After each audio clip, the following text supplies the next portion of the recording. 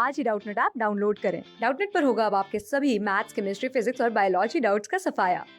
बस अपने क्वेश्चन की फोटो खींचो, उसे क्रॉप करो और तुरंत वीडियो सोल्यूशन पाओ। Download now. इस क्वेश्चन में हमें करेक्ट स्टेटमेंट्स बतानी है। स्टेटमेंट 1 में वो बोल रहा है कि जो जिप्सम है वो कैसे मिलता है अगर हम प्लास्टर ऑफ पेरिस को हीट करते हैं तो। ये स्टेटमेंट बिल्कुल इनकरेक्ट स्टेटमेंट है। जिप्सम प्लास्टर ऑफ पेरिस को हीट करने से नहीं मिलता, बल्कि जब हम जिप्सम को हीट करते हैं तो हमें क्या मिलता है, प्लास्टर ऑफ पेरिस मिलता है। तो ये स्टेटमेंट हमारी इनकरेक्ट स्टेटमेंट है। नेक्स्ट स्टेटमेंट में वो बोल रहा है कि जो लिथियम और मैग्नीशियम के क्लोराइड्स होते हैं ये हाइड्रेटेड सॉल्ट्स होते हैं।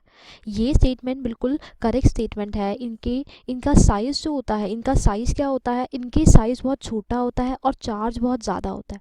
इसकी वजह से ये बहुत ज़्यादा हाइड्रेटेड फॉर्म में एग्जिस्ट करते हैं। और ये कैसे होते हैं, हाइड्रेटेड सॉल्ट्स होते हैं। ये स्टेटमेंट बिल्कुल करेक्ट स्टेटमेंट है। नेक्स्ट स्टेटमेंट में वो बोल रहा है जो सोडियम कार्बोनेट होता है वो एक वाटर सॉल्यूबल होता है, लेकिन जो कैल्शियम कार्बोनेट होता है वो इनसॉल्यूबल होता है। ये स्टेटमेंट भी बिल्कुल करेक्ट स्टेटमेंट है। ठीक है, अब सोडियम कार्बोनेट ये एक अल्कली मेटल का कार्बोनेट है और calcium carbonate alkaline earth metal का कार्बोनेट है। तो किसी भी कंपाउंड को वाटर सॉल्यूबल होने के लिए एक कंडीशन होती है कि उसकी हाइड्रेशन एनर्जी उसकी लैटिस एंथैल्पी से ज़्यादा होनी चाहिए। ठीक है, लैटिस एंथैल्पी से ज़्यादा होनी चाहिए।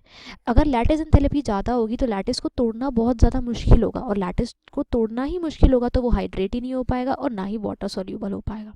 ठीक है, तो क्या होता है, Na2CO3 में Na प्लस पे +1 चार्ज होता है, लेकिन कैल्शियम कार्बोनेट में कैल्शियम पे +2 चार्ज होता है। तो जितना ज़्यादा चार्ज होता है उतनी लैटिस एंथैल्पी ज़्यादा होती है। तो इसकी लैटिस एंथैल्पी क्या होती है, बहुत ज़्यादा होती है। और हाइड्रेशन एंथैल्पी इस लैटिस एंथैल्पी को एक्सीड नहीं कर पाती, उससे ज़्यादा नहीं होती। इसलिए कैल्शियम कार्बोनेट क्या होता है, इनसॉल्यूबल होता है।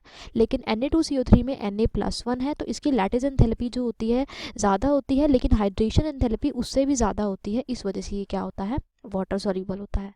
तो ये स्टेटमेंट भी करेक्ट स्टेटमेंट है। नेक्स्ट स्टेटमेंट में वो बोल रहा है कि जो BeF2 की सॉल्युबिलिटी होती है वाटर में वो बहुत हाई होती है एज़ कम्पेयर टू दूसरे सेकेंड A ग्रुप्स के मेटल फ्लोराइड्स। यानी कि बेरिलियम के बाद जो बाकी के सेकेंड A ग्रुप के मेटल फ्लोराइड्स होते हैं उनसे बहुत ज़्यादा होती है। ये स्टेटमेंट भी बिल्कुल करेक्ट स्टेटमेंट है। ऐसा क्यों होता है, क्योंकि इस बेरिलियम फ्लोराइड की जब हाइड्रेशन होती है तो उसके केस में जो हाइड्रेशन एंथैल्पी रिलीज़ होती है वो बहुत ज़्यादा होती है, बहुत ही ज़्यादा होती है। हाइड्रेशन एंथैल्पी ज़्यादा होएगी तो क्या होगा, उसकी सॉल्युबिलिटी उतनी ज़्यादा होगी। ठीक है, क्योंकि ज़्यादा एनर्जी रिलीज होगी तो वो ज़्यादा सॉल्युबल होगा, क्योंकि हमने क्या बोला, हाइड्रेशन एंथैल्पी जितनी ज़्यादा लैटिस एंथैल्पी से उतनी ज़्यादा सॉल्युबिलिटी। लेकिन बाकियों के केस में हाइड्रेशन एंथैल्पी उतनी ज़्यादा नहीं होती, इस वजह से उनकी सॉल्युबिलिटी BeF2 के कंपेरिजन में कम होती है। तो ये स्टेटमेंट भी हमारी करेक्ट स्टेटमेंट है। तो इस क्वेश्चन में हमारी B, C और D स्टेटमेंट जो है वो करेक्ट स्टेटमेंट है। क्लास 6 से 12 से लेके नीट, IIT, JEE मेंस और एडवांस के लेवल तक 10 मिलियन से ज्यादा स्टूडेंट्स का भरोसा। आज ही डाउनलोड करें डाउटनेट ऐप या व्हाट्सएप कीजिए अपने डाउट्स 8400 400 400 पर।